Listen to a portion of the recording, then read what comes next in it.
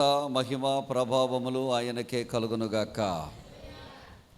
గతించిన వారము నుండి ఈ వారం వరకు తన సజీవమైన రెక్కల కింద భద్రపరిచిన దేవునికి ఏమిచ్చినా రుణం తీర్చలేం. హృదయపూర్వకంగా రెండు చేతుల పైకెత్తి యేసయ్యకు స్తోత్రం చెబుదాం. ఒకసారి యేసయ్య నామమునకు మహిమ కలుగునుగాక. మంచిది బిడ్డలారా, మరి భయంకరమైన వర్షాలు, నిన్నటి దినం నుంచి వర్షాలు, ఉదయకాలం వర్షం అయినప్పటికీ ప్రభు తన కృప చెప్పున మళ్ళందరినీ మరి తన సన్నిధిలోకి నడిపించారు. అందును బట్టి నేను ఎంతైనా దేవునికి వందనాలు చెల్లిస్తూ ఉన్నాను. ఈరోజు వాక్య ధ్యానాంశముగా యెషయా గ్రంథము 61వ అధ్యాయము 3వ వచనాన్ని అందరము కలిసి చదువుకుందాం. సియోనులో దుఃఖించు వారికి ఉల్లాస వస్త్రములు ధరింప చేయుటకును, బూడిదకు ప్రతిగా పూదండను, దుఃఖమునకు ప్రతిగా ఆనంద తైలమును, భారభరితమైన ఆత్మకు ప్రతిగా స్తుతి వస్త్రమును వారికిచ్చుటకు ఆయన నన్ను పంపియున్నాడు. యెహోవా తన్ను మహిమపరుచుకున్నట్లు నీతి అను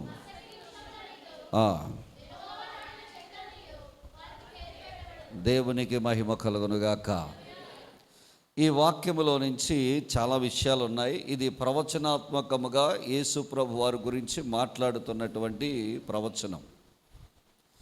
యేసు ప్రభు వారు రాబోయే కాలంలో ఆయన భూలోకానికి వచ్చినప్పుడు, దేవుడే నరావతారిగా ఈ భూలోకములకు వచ్చినప్పుడు ఆయన చేయవలసిన పనిని గురించి ప్రవచన రూపంలో 700 సంవత్సరాల కంటే ముందుగానే యెషయా భక్తుడు ఇది ప్రవచించినట్లుగా మనము చూస్తూ ఉన్నాం. ఇందులో ఒక మాటను మనం ఈరోజు ధ్యానం చేస్తాం. చాలా మాటలు ఉన్నాయి. ఆయన అన్నాడు కదా, దుఃఖించు వారికి ఉల్లాస వస్త్రములను, బూడిదకు ప్రతిగా పూదండను, దుఃఖమునకు ప్రతిగా ఆనంద తైలమును, భారభరితమైన ఆత్మకు ప్రతిగా స్తుతి వస్త్రమును వారికిచ్చుటకు ఆయన నన్ను పంపియున్నాడు అని ఈ ప్రవచనాన్ని గురించి మనం తెలుసుకున్నాం. ఇందులో ఈరోజు మనం బూడిదకు ప్రతిగా పూదండనివ్వబోతున్నాడు.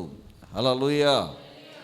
ఈరోజు మన వాక్యాంశం ఏంటంటే, బూడిదకు ప్రతిగా ఏమివ్వబోతున్నాడు ఆయన పూదండనివ్వబోతున్నాడన్న మాటను ఈరోజు క్లుప్తంగా మనము ధ్యానం చేద్దాం. బూడిద అనగా పాత నిబంధన కాలంలో బూడిదకు చాలా ప్రాముఖ్యతనిచ్చేవారు. చాలామంది పాత నిబంధన కాలంలో బూడిదను రాసుకునేవారు, బూడిదను నెత్తి మీద పోసుకునేవారు. కొంతమంది అయితే బూడిదను కింద పోసి ఆ బూడిదలో కూర్చునేవారు. కొన్ని సందర్భాల్లో బైబిల్ గ్రంథంలో ఏం జరిగిందంటే, ఒక దూడను బూడిదగా చేసి ఆ బూడిదను నీళ్ళలో కలిపి ఆ నీళ్లు మనిషిలకు తాగించినట్లుగా మనం చూస్తూ ఉంటాం. ఈ పాత నిబంధన కాలంలో బూడిదకు ఒక ప్రత్యేకమైన స్థానాన్ని మనం చూస్తూ ఉంటాం. అవి వాటిలో చాలా సందర్భాల్లో బూడిదను ఉపయోగించినట్లుగా మనం చూస్తూ ఉంటాం. కానీ క్రొత్త నిబంధనలోనికి వచ్చిన తర్వాత, నూతన నిబంధనలోనికి మనం వచ్చిన తర్వాత, సేమ్ పాత నిబంధనలో మనం ఎలాగైతే వాడామో క్రొత్త నిబంధనలో కూడా ఇప్పుడు కూడా చాలామంది వాడుతున్నారు. పాత నిబంధన అంతా ఛాయ అని చెప్పబడింది. నిజ రూపం ఎక్కడుందంట? క్రొత్త రూపంలో ఉంది, యేసుక్రీస్తులో ఉన్నది.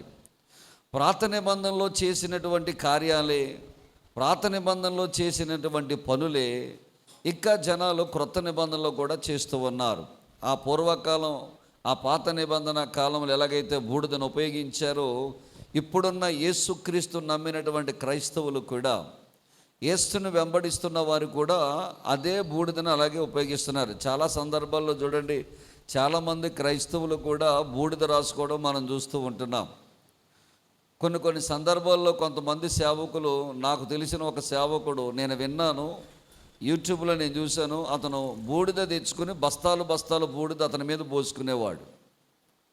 ఆ స్టేజ్ మీద బూడిద అతని మీద పోసుకుంటే ఆ బూడిద ఎగిరి వెళ్ళి ఎవరి మీద అయితే పడుతుందో వాళ్ళు స్వస్థపరచబడతారని, అద్భుతాలు జరుగుతాయని, ఏయేయో కార్యాలు జరుగుతాయని ఒక పిచ్చి నమ్మకం, మూఢ నమ్మకం ఆ బూడిద పాస్టర్ గారు చేసినట్లుగా మనం చూస్తూ ఉన్నాం.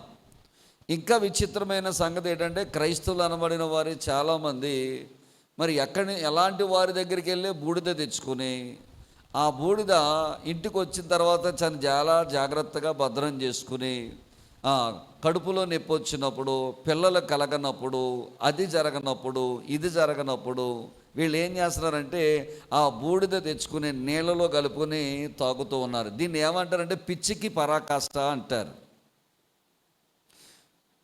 పిచ్చోళ్ళు చేసే పనులు ఇవన్నీ కూడా యేసయ్య బిడ్డలు, క్రైస్తవులు చేయవలసిన పనులు ఇవి కావు. పాత నిబంధన కాలంలో బూడిద వారు దేనికి వాడారు, కొత్త నిబంధన గ్రంథములు దాని ఆత్మీయ అర్థం ఏమిటి, ఇది మనం ఈరోజు తెలుసుకోబోతూ ఉన్నాం. పాత నిబంధన గ్రంథములో బూడిద వాడారు కాబట్టి కొత్త నిబంధన గ్రంథంలో మనం బూడిద వాడవలసిన పని లేదు. అది సాదృశ్యముగా చెప్పబడింది. ఆ బూడిదలో ఉన్నటువంటి లక్షణాలు ఏమిటో ఈ రోజున మనం సాదృశ్యముగా నూతన నిబంధన గ్రంథంలో మనం తెలుసుకోబోతున్నాం. చూద్దాం దేవుని బిడ్డలారా, అసలు బూడిద నేపథ్యం ఎక్కడి నుంచి వచ్చింది, బూడిద యొక్క నేపథ్యం ఎక్కడి నుంచి వచ్చింది అని అంటే, ప్రత్యక్ష గుడారంలో మనం వెళితే గనక ప్రత్యక్ష గుడారం 3 భాగాలున్న సంగతి మనకు తెలుసు. ఈ 3 భాగాల్లో మొదటి భాగాన్ని ఏమంటారంటే ఆవరణము అంటారు, రెండవ భాగాన్ని పరిశుద్ధ స్థలము అంటారు, మూడవ భాగాన్ని అతి పరిశుద్ధ స్థలము అంటారు. ఈ ఆవరణం ఉందే, ఈ ఆవరణములో ప్రారంభంలో ఒక ఇత్తడి బలిపీఠము ఉంటుంది. ఈ ఇత్తడి బలిపీఠం మీద ఈ ఇశ్రాయేలు ప్రజలందరి నిమిత్తము, యాజకుల నిమిత్తము, అంటే ఇశ్రాయేలులో ఉన్న 12 గోత్రాల నిమిత్తమై వారు తప్పు చేసినప్పుడు కానీ, తెలియక తప్పు చేసినప్పుడు కానీ, తెలిసి తప్పు చేసినప్పుడు కానీ, దేవునికి అర్పణ అర్పించినప్పుడు కానీ వారు కొన్ని బలులు అర్పించాలి.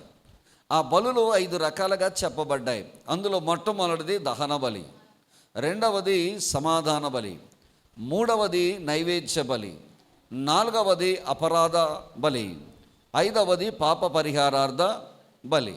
ఈ 5 బలులు ఏం చేయాలంటే, అందులో నైవేద్య బలి అన్నది ఒక్కటే రక్తము లేకుండా చేసే బలి. మిగతా 4 బలులు ఉన్నాయి కదా, అవి రక్తము. అంటే డబ్బున్నవాడైతే కోడెను వధిస్తాడు, మధ్యతరగతి వాడైతే గొర్రెనో మేకనో వధిస్తాడు, పేదవాడైతే ఏం వధిస్తాడంటే గువ్వనో పావురానో వధిస్తాడు. ఇవన్నిటిని ఏం చేయాలంటే వాటిని వధించి వాటిని బలిపీఠం మీద పెట్టి, కట్టెల మీద పెట్టి దాన్ని దహించాలి. దహించగా వచ్చినప్పుడు ఆ జల్లెడకి, ఇత్తడి జల్లెడ నుంచి కిందకి జారి ఆ కింద ఏర్పడేదాన్నే, అంటే మొత్తం కాలిపోగా ఏర్పడేదాన్నే బూడిద అంటారు. సో ఈ బూడిద నేపథ్యము ప్రత్యక్ష గుడారంలో ఉన్నటువంటి బలిపీఠం దగ్గర మనకు కనపడదు బిడ్డలారా. ఇప్పుడు పాత నిబంధన కాలంలో మనం చూస్తే కనుక ఈ బలిపీఠం దగ్గర ఉన్న బూడిద విషయంలో కానీ, లేదా వారు ఏర్పాటు చేసుకున్నటువంటి బూడిద విషయంలో కానీ పాత నిబంధన కాలంలో కొన్ని సాదృశ్యాలుగా చెప్పబడ్డాయి. పాత నిబంధనలో చెప్పబడిన వాడబడిన బూడిద సందర్భాలు కొత్త నిబంధనలో మనం అలాగూ వాడకూడదు. పాత నిబంధనలో ఏనికైతే వాడారో దాని ఆత్మీయ అర్థాన్ని మనం జాగ్రత్తగా తీసుకోవాలి. బైబిల్ ఎప్పుడు కూడా 3 రకాలుగా ఉంటుంది బిడ్డలారా. ఒకటి అక్షరము, రెండవది ఆత్మీయ అలంకారము, మూడవది ఆత్మీయ అర్థము. అక్షరము చదివితే మనకేం అర్థం కాదు. అక్షరం ఎవరు చదువుతారంటే లోకస్తులు చదువుతారు, మనము చదువుతాం. అక్షరము చదవడం వల్ల దానివల్ల మనకి అర్థం ఏమీ కాదు. అక్షరములో ఉన్న దాని యొక్క ఆత్మీయ అర్థం కూడా మనం ఏం చేయాలి, తీసుకోవాలి. అప్పుడే బైబిల్ యొక్క గొప్పతనం ఏంటో మనకి తెలుస్తుంది. కాబట్టి ఈ రోజున మనము బూడిదకు ప్రతిగా పూదండను దేవుడు మనకు అనుగ్రహిస్తానన్నాడు. దేవునికి స్తోత్రం కలుగును గాక. హల్లెలూయా. ఏమిటి బూడిద అని మనం ఆలోచన చేస్తే, మొట్టమొదటిగా బూడిద దేనికి సాదృశ్యం అంటే, చూడండి, ఏదైనా ఇల్లు కాలిపోయింది అనుకోండి, ఎవడైనా సంసారం నాశనం అయిపోయింది అనుకోండి, ఎవరైనా బాగా చిదిగిపోయారు అనుకోండి, బాగా ఎవరైనా పాడైపోయారు అనుకోండి, వెంటనే మనం ఏమంటాం, ఏం మిగిలిందిరా, వాడి జీవితం అంతా ఏమైపోయింది, బూడిద అయిపోయిందిరా అంటాం.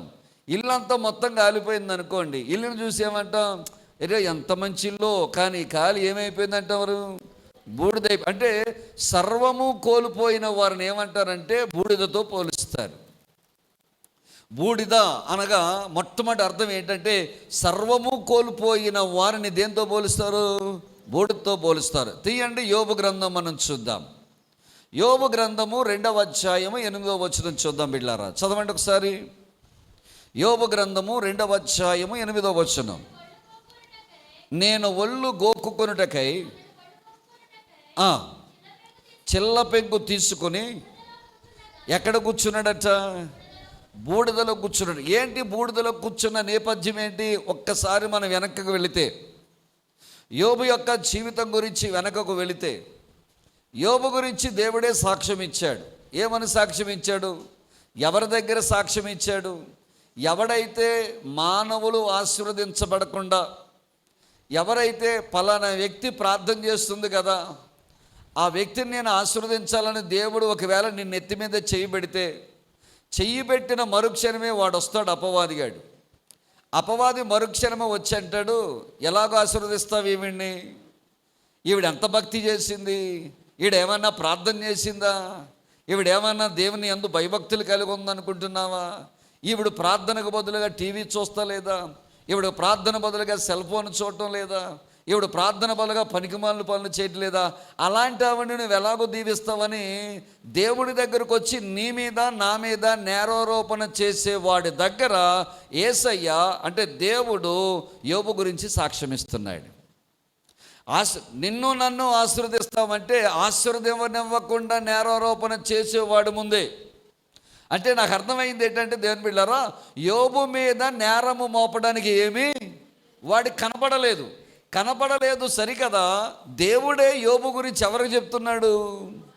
అపవాది చెప్తున్నాడు. వాడే రెగ్యులర్గా మన మీద నేపాలు మోపేవాడు, వాడి ఎదుటనే చెప్తున్నాడు దేవుడు. అంటే ఎంత దమ్ము ఉండాలో చూడండి. అంటే నేను అనుకుంటున్నాను, మనుషుల నమ్ముట కంటే యెహోవాను నమ్ముట మేలని చెప్పబడిన మాట మనం విన్నాం కదా. యోబును గురించి మనం చూసినప్పుడు దేవుడు ప్రపంచమంతట్లో యోబు ఒక్కడనే యేసయ్య నమ్మాడు. దేవునికి స్తోత్రం కలుగును గాక. హల్లెలూయా. యోబు ఒక్కడనే దేవుడు నమ్మాడు. ఎందుకో చెప్పండి, అంత నమ్మాడు కాబట్టే సాతాను ముందు ఛాలెంజ్ చేస్తున్నాడు. నా సేవకుడైన యోబు సంగతి నీకు తెలుసా అని అడుగుతున్నాడు. బిడ్డ, ఒక మాట చెప్పనా, నీ గురించి కూడా నా దేవుడు అలాగే సాక్ష్యం ఇవ్వాలా? నీ జీవితం గురించి దేవుడు అలాగే సాక్ష్యం ఇవ్వాలా? నీ కుటుంబం గురించి దేవుడు అలాగే సాక్ష్యం ఇవ్వాలా? నా సేవకురాలైనా నా బిడ్డ అయినా ఆమె యొక్క సంగతి నీకు తెలుసా సాతానా? ఎంత నీతిమంతురాలు, ఎంత యథార్థవంతురాలు, దేవుని యందు భయభక్తులు కలిగింది, చెడుతనమును విసర్జించింది. ఇతని వంటి వాడు భూమి మీద మరొకడు లేడు. భూమి మీద వదిలేయండి, నీ గురించి దేవుడు సాక్ష్యం ఇస్తున్నప్పుడు ఏమని చెప్పాలంటే, ఇంత భక్తి పర్రాలు, ఎంత ప్రార్థన పర్రాలు, నేనంటే భయభక్తులు కలిగింది, నా మందిరం అంటే భయభక్తులు కలిగింది, పరిచర్య అంటే ఎంతో చక్కగా పరిచర్య చేస్తుంది, ఇలాంటి ఆవిడ ఈ సంఘములో లేదని చెప్పి నిన్ను గురించి నా దేవుడు సాక్ష్యం ఇవ్వాలా? నీ ఇంట్లో వారి గురించి నీ గురించి సాక్ష్యం ఇవ్వాలా? నీ ఇంటి వారి ముందు దేవుడు నీ కొరకు సాక్ష్యం ఇవ్వాలా? అంత గొప్ప సాక్ష్యము పొందుకున్నాడు యోబు. దేవునికి స్తోత్రం. చెప్పండి, ఎవరు పొందుకున్నారు సాక్ష్యం? యోబు పొందుకున్నాడు. యోబుకున్న ఆస్తి గురించి మాట్లాడలేదు సుమా, యోబుకున్న ఎడ్ల గురించి మాట్లాడలేదు సుమా, యోబుకున్న ఐశ్వర్యం గురించి మాట్లాడలేదు సుమా, యోబుకున్న పశువుల గురించి కానీ, మందల గురించి కానీ, మేకల గురించి కానీ, ఎడ్ల గురించి కానీ, గాడిదల గురించి కానీ, ఒంటెల గురించి కానీ ఏమీ దేవుడు మాట్లాడలా. ఆస్తి గురించి అస్సలు మాట్లాడలా. మరి దేని గురించి మాట్లాడంటే యోబు యొక్క క్యారెక్టర్ గురించి మాట్లాడాడు. మనం ఆస్తి సంపాదించడానికి క్యారెక్టర్ లూజ్ అయిపోతాం. దేవుడికి ఆస్తి కాదు కావాల్సింది, మన క్యారెక్టర్ కావాలి. దేవుడికి స్తోత్రం కలుగును గాక. హల్లెలూయా. క్యారెక్టర్ ఉన్నవాడిని ఎంతమందిలో ఉన్న నా యేసయ్య పైకి లేవనెత్తుతాడు. దేవునికి స్తోత్రం. హల్లెలూయా. బిడ్డలారా వినండి, ఇప్పుడు యోబు గురించి చెప్పాడు. యోబు అన్నాడా, ఊరకనైన యోబు నీ యందు నమ్మకం ఉంచాడా? వాడిని కొట్టు, వాడిని మొత్తు, వాడు చుట్టూ ఉన్న కంచి తీసే అన్నాడు. తీసేసిన పో అన్నాడు. ఎంత దమ్ముండాలండి ఆ మాట చెప్పడాకే? అంటే యోబు మీద ఎంత నమ్మకం ఉంటే దేవుడు ఆ సాతానుతో మాట అంటాడు. నువ్వు వాడికి అన్నీ కంచేసావు, డబ్బులు ఇచ్చావు, పిల్లల్ని ఇచ్చావు, ఆరోగ్యం ఇచ్చావు, నువ్వు కాపాడుతున్నావు. యోబుకి ఏముందయ్యా? అందుకే నీ యందు భయభక్తులు కలిగి ఉన్నాడు. ఆరోగ్యం తీసేయి, పిల్లల్ని తీసేయి, ఆస్తి తీసేయి, సంపద తీసేయి, అన్నీ తీసేయి, ఏమీ లేకుండా బూడిద చేసేయి. బూడిద చేసేసావంటే దేవుడు లేడని చెప్పి ముఖం మీద తిట్టిపోతాడని చెప్పాడు. అదే సిచ్యువేషన్ మనకు జరిగితే, డబ్బులు పోయి, పిల్లలు పోయి, వ్యాపారం పోయి, ఉద్యోగం పోయి, ఏమీ లేక శూన్యంగా మన కుటుంబం ఉంటే కనుక అందరికంటే ముందుగా మనమే ఏసేని తిడతాం. నమ్ముకున్నాను, నా బతికేలాగా అయిపోయింది, నమ్ముకున్నాను, యేసుబాబు నమ్ముకోకుండా ఉంటే బాగుండేది, యేసుప్రభు నమ్ముకున్న అందుకే నా జీవితం ఇలాగ అయిపోయింది, యేసుప్రభు నమ్ముకున్న అందుకే నా బ్రతికి ఎలా బజారు పాలు అయిపోయింది, మా బిడ్డల బ్రతికి ఎలాగ అయిపోయింది. మనమే ముందు, అందరికంటే ముందు మనమే నోరెత్తి గొంతెత్తి 10 మందికి తప్పుడు సాక్ష్యాన్ని ఇస్తాం. మనమే తప్పుడు సాక్ష్యాన్ని ఇస్తాం బిడ్డలారా. కానీ యోబు అలాగూ చేయలేదట. వినండి, మొదటి అధ్యాయం అంతా మనం చదువుకొస్తే 14-15 వచనాలు కనుక మనం చూస్తే, మొట్టమొదటిగా ఏది పోగొట్టుకున్నాడు చెప్పంటారా? గాడిదలను, ఎద్దులను పోగొట్టుకున్నాడట, పనివారిని పోగొట్టుకున్నాడట. రెండవదిగా 16వ వచనంలో మనం చూస్తే కనుక, ఆకాశం నుండి అగ్ని దిగి గొర్రెలను ఏం చేసిందంట? గహించి వేసిందట.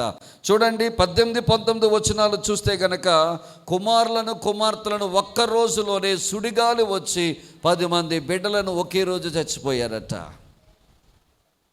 బిడ్డలు ఇంకా కిందకు వచ్చినట్లయితే 2వ అధ్యాయంలోకి మనం వచ్చినట్లయితే, ఆరోగ్యము శరీరము క్షీణించిపోయిందట. ఇక ఫైనల్గా భార్య వచ్చిందట.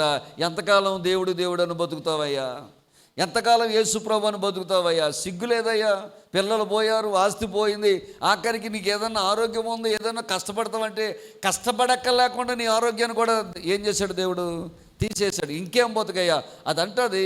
అంత యోబు భార్య అంటది, దేవుణ్ణి దూషించి చచ్చిపోమంటది. మామూలుగా చచ్చిపోమని చెప్పొచ్చుగా, ఎందుకు వచ్చిన యోబు, ఎందుకు నీ బతుకెందుకు, దేనికి పనికి రాకుండా అయిపో, చావరాదు అనొచ్చుగా. కానీ ఆ మాట అనే ముందు ఏ మాట అని చెప్పండి? దేవుణ్ణి. అంటే ఈ మాట ఎవరు పలికించారన్నమాట? సాతానే పలికించాడు. అందుకనే బైబిల్ గ్రంథంలో యోబు భార్య గురించి ఎక్కడా కూడా దేవుడు ప్రస్తావించలా. మళ్ళా 10 మంది కుమారులు ఆమె గర్భంలో నుంచి దేవుడు పుట్టించాడు. ఒకే రోజున మొత్తం శూన్యమైపోయింది. శూన్యమైపోయిన తరువాత దేవుని బిడ్డలారా, ఇక ఆరోగ్యం కూడా చెడిపోయింది. చెడిపోయిన తర్వాత యోబు ఏం చేశాడో చెప్పమంటారా? బూడిద వేసుకుని బూడిదలో కూర్చొని చిల్ల పెంకు కట్టుకుని గీక్కుంటున్నాడట. శూన్యమైపోయింది, ఏమీ కనపడ్డంలా, అనుకున్నవన్నీ తారుమారైపోయినాయి, ఆశలన్నీ అడి ఆశలు అయిపోయినాయి, చేద్దామనుకున్నాయి అన్నీ చేత కాకుండా అయిపోయినాయి, మన వల్ల ఏమీ కాకపోయినాయి. ఇలాగూ ఎందుకు జరుగుతుందో యోబుకు కూడా తెలియదు. అయ్యో, ఎందుకు ఇలా జరుగుతుంది నా జీవితంలో? నేనే తప్పు చేశాను, నేనే పాపం చేశాను, ఎందుకు నా బ్రతికేలాగా అయిపోయిందని యోబుకు కూడా తెలియదు. కానీ యోబు ఎప్పుడు కూడా తన నోటమ్మట దేవుణ్ణి దూషించలేదట. యోబు దేవుని బిడ్డలారా తన పుట్టిన దినాన్ని శపించుకున్నాడు. ఏమన్నాడు తెలుసురా? నేను పిండమనై ఉండగా నా తల్లి గర్భంలోనే మరణిస్తే బాగుండును అన్నాడు. ఇంకేమన్నాడు చెప్పంటారా? అయ్యో, నేను పిండముగా ఉన్నప్పుడు సూర్యుడి ముఖము నా పిండము చూడకుండా రాలిపోతే బాగుండు అన్నాడు. ఒక పక్క స్నేహితుల యొక్క సూటిపోటి మాటలు, ఒక పక్క భార్య అవమానకరంగా మాట్లాడడం, ఇవన్నీ తట్టుకున్న యోబు శూన్యమైపోయాడండి. బూడిదంటే శూన్యమైపోవడం, మొత్తం పోగొట్టేసుకున్నాడు యోబు. అయినా దేవుని యందు నమ్మకము పోగొట్టుకోలేదు. దేవుడు యోబు మీద ఏ నమ్మకం పెట్టుకున్నాడు, ఆ నమ్మకాన్ని యోబు వమ్ము చేయలేదు. దేవుని బిడ్డలారా, యేసయ్యకి స్తోత్రం చెప్పుదాం ఒకసారి. హల్లెలూయా. దేవుడు ఏ నమ్మకం అయితే యోబు మీద పెట్టుకున్నాడు, ఆ నమ్మకాన్ని యోబు వమ్ము చేయలేదు, పాడు చేయలేదు. అన్నీ అనుభవించాడు, మౌనంగా అనుభవించాడు, బూడిదలో కూర్చున్నాడు, సర్వము కోల్పోయాడు. కోల్పోయిన యోబు దేవుని వైపు చూస్తున్నాడు. ఎందుకు ప్రభు నన్ను పుట్టించావయ్యా, నేనే తప్పు చేశానయ్యా, ఏందయ్యా ఎలాగూ చేసావు అని అడిగితే దేవుడు ప్రత్యక్షమయ్యాడు యోబుకి. యోబుతో అంటాడు, యోబు ఏంటి మాట్లాడుతున్నావు? ఈ భూమికి పునాదులు వేసినప్పుడు, దేవదూతలు గంతులు వేసినప్పుడు, యోబు నువ్వు ఎక్కడున్నావు? ఏ తల్లి కడుపులో ఉన్నావు? ఏ పిండంగా ఉన్నావు? ఎక్కడున్నావు? అసలు నీ బ్రతుకేటి? నువ్వు ఎలాగొచ్చావు ఈ లోకంలోకి అడిగాడు, ప్రశ్నిస్తున్నాడు దేవుడు. యోబుకు అర్థమైపోయింది, ఓహో అయ్యా, ఇప్పటి వరకు నేను వినికిడి ద్వారా నీ కోసం విన్నాను, కానీ ఇప్పుడు నేను నిన్ను కల్లారా చూస్తున్నాను అయ్యా. చెప్తానమాట. ఇప్పుడు నేను నిన్ను కళ్ళారు చూస్తున్నానయ్యా, నన్ను క్షమించు ప్రభువా, నేను పశ్చాత్తాపడుతున్నానని ఎప్పుడైతే మౌనముగా బూడిదలో కూర్చుని ఏడ్చాడో, వినండి, ఈ శూన్యముగా మారిపోయిన యోబు జీవితాన్ని, యోబు గ్రంథము 42వ అధ్యాయం 10వ వచనములు అంటాడు కదా, ఆ జీవితము శూన్యమైపోయిన తన జీవితాన్ని నా దేవుడు పూదండగా మార్చివేశాడు. యేసయ్యకి స్తోత్రం చెబుదాం. హల్లెలూయా. మునుపటి పోగొట్టుకున్న వాడి కంటే రెండంతల ఆశీర్వాదం దేవుడు యోబుకు అనుగ్రహించాడట. యేసయ్యకి మహిమ కలుగునుగాక. బూడిద శూన్యమైతే యోబు జీవితంలో శూన్యమైపోయిన జీవితాన్ని పూదండగా నా దేవుడు మార్చాడు. దేవునికి స్తోత్రం. ఒకటి, బూడిద శూన్యమునకు సాదృశ్యం. రెండవదిగా చూద్దాం దేవుని బిడ్డలారా, బూడిద గురించి రెండవ విషయం మనం చూసినప్పుడు చూద్దాం. బైబిల్ గ్రంథాలు తెరవండి. యెహోషువ గ్రంథము 7వ అధ్యాయము 6వ వచనం. బూడిద రెండవదిగా పశ్చాత్తాపమునకు సాదృశ్యం. దేనికి సాదృశ్యం చెప్పండి? పశ్చాత్తాపమునకు సాదృశ్యం. తీయండి యెహోషువ గ్రంథం 7వ అధ్యాయం 6వ వచనం. యెహోషువ తన బట్టలు చింపుకొని ఇశ్రాయేలు పెద్దలను సాయంకాలము వరకు యెహోవా మందసము ఎదుట నేల మీద ముఖములు మోపుకొని తమ తలల మీద ఏం పోసుకున్నట్ట? ధూళి పోసుకొని, అయ్యో ప్రభువా యెహోవా, మమ్ములు నశింపచేయుటకు అమోరీల చేతికి మమ్మలను అప్పగించదమని అడుగుతున్నాడు. చాలండి, ఇక్కడ జరిగిన సంఘటన ఏంటంటే, వీళ్ళు యెరికో మీదకి యుద్ధానికి వెళ్ళారు. యెరికో మీదకి యుద్ధానికి వెళ్ళిన తర్వాత వెళ్ళే ముందు దేవుడు ఇశ్రాయేలు ప్రజలతో యెహోషువ ద్వారా హెచ్చరించాడు. ఏమని హెచ్చరించాడు? ఇది కనాను దేశంలో మొదటి దేశం. ఈ దేశం మీదకి వెళ్ళినప్పుడు మీరు దయచేసి జాగ్రత్తగా గమనించండి, వెండిని కానీ బంగారాన్ని కానీ మీరు తీసుకోవద్దు. వెండి బంగారాలు ఎవరికి ఇవ్వాలంటే దేవునికి ఇవ్వాలి. మీరు పట్టుకున్న ప్రతి వెండి బంగారం తీసుకొచ్చి దేవునికి ఇవ్వాలి. ఇది మీది కాదు అని ముందుగానే హెచ్చరించాడు దేవుడు. మీరు మొత్తము బొత్తిగా నిర్మూలన చేయమన్నాడు. బిడ్లారా, 5 లక్షల మంది కాల్బలగము సైన్యము యెరికో మీద పడి యుద్ధాలు చేస్తున్నారు. 5 లక్షల మందిలో ఒక్క తప్పుడు పని చేశాడు. ఒకడు తప్పు పని చేశాడు. అతని పేరు ఆకాను. అతను చేసిన తప్పు పని అతని కుటుంబంతో పోలేదు బిడ్లారా. అతను చేసిన తప్పు పని ఇశ్రాయేలు అందరికీ పట్టుకుంది. ఇశ్రాయేలు అందరినీ చుట్టుకున్న తర్వాత పక్కన ఉన్నటువంటి దేశంలో హాయి అనే దేశం దగ్గర యుద్ధానికి వెళ్ళారు. అక్కడ 36 మంది చనిపోయారు సైనికులు. తిరిగి వచ్చిన తర్వాత ఎందుకు చనిపోయారని చెప్పి యెహోషువ విచారణ చేయడానికి ఏం చేశారంటే, బూడిద నెత్తి మీద బూడిద పోసుకొని దేవుని ఎదుట మోకరించి ప్రార్థన చేస్తూ ఉన్నాడు. బిడ్డలారా, బూడిద పూర్వకాలం దేనికి సాదృశ్యం అంటే పశ్చాత్తాపానికి సాదృశ్యం. నినివే పట్టణస్తులందరూ కూడా, మనందరికీ తెలుసు, వారు క్రైస్తవులు కారు, వారు యూదులు కాదు, వారు అష్షూరు సామ్రాజ్యానికి సంబంధించిన వారు. నినివే పట్టణస్తులు వారందరూ కూడా చాలా భయంకరమైనటువంటి సైన్యము కలిగిన వారు. ఇశ్రాయేలు యొక్క జాతిని నాశనం చేసిన వారు. ఈ అష్షూరీయులు చేసే అతి భయంకరమైన పని ఏంటో చెప్పమంటారా? వారు రాజును పట్టుకున్న, సైన్యాధిపతిని పట్టుకున్న వాడిని తీసుకొచ్చి ఒక గోడకు కానీ కట్టి లేదా ఒక స్తంభాన్ని కట్టి వాడున్న పైనున్న చర్మాన్ని ఓడదీసేవారట. పైనున్న చర్మాన్ని ఓడదీసి ఆ రకంగా చంపేవారట. అంత భయంకరులు ఈ అష్షూరీయులు. ఈ అష్షూరీయుల దగ్గరికి ఒక ప్రవక్తను పంపించాడు. ఆ ప్రవక్త పేరు ఎవరు చెప్పండి? యోనా వెళ్ళి చెప్పాడు. యోనా వెళ్ళి చెప్పగానే చాలామంది బైబిల్ పండితులు ఏమంటారంటే, నినివే పట్టణస్తులు వాళ్ళు పూజించే దేవత పేరు దాగోని దేవత. ఆ దేవత సగమేమో చేప, సగమేమో మనిషి రూపంలో ఉంటుంది. ఆ చేప రూపంలో ఉన్నటువంటి ఈ యొక్క దేవత కడుపులో నుంచి యోనా బయటకు వచ్చాడు కాబట్టి, ఆ చేప వచ్చి ఆ నినివే పట్టణము యొక్క ఒడ్డున కక్కింది కాబట్టి, ఆ కక్కడము నినివే పట్టణస్తులు చూచారు కాబట్టి, ఈ దేవుడు ఎప్పటి నుంచో మన దగ్గరికి వస్తానని చెప్పాడని వాళ్ళ నమ్మకం ఉంది కాబట్టి యోనాను దేవుడు చేప కడుపులో నుంచి బయటికి పంపించడం ద్వారా అయ్యో మనం ఎదురు చూస్తున్న దైవ సంభూతుడు వచ్చాడని చెప్పి ఈ యోనా చేప కడుపులో నుంచి బయటికి రావడం వల్ల వాళ్ళందరూ నమ్మి యోనా ఏ మాట చెప్తే ఆ మాటను ఆ పట్టణమంతా ఒక్క రోజులోనే విన్నారట. మర్డర్లు చేసేవారు. నహూము గ్రంథకర్త అంటాడు కదా, నహూములో 3వ అధ్యాయంలో 1వ వచనములు అంటాడు కదా, నరహత్య చేయు పట్టణమా అంటాడు.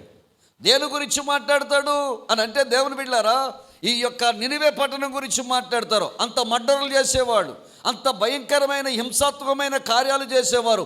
ఒక్క రోజులో దేవుని సేవకుడు వెళ్ళి చెప్పడం వల్ల ఆ నోట ఈ నోట ఆ నోట ఈ నోట రాజుగారి ద్వారా వెళ్ళి ఆ చివరి వరకు వెళ్ళడం ద్వారా రాజుగారు మొదలుకొని ఖైదీ వరకు ఏం చేశారో చెప్పమంటారా?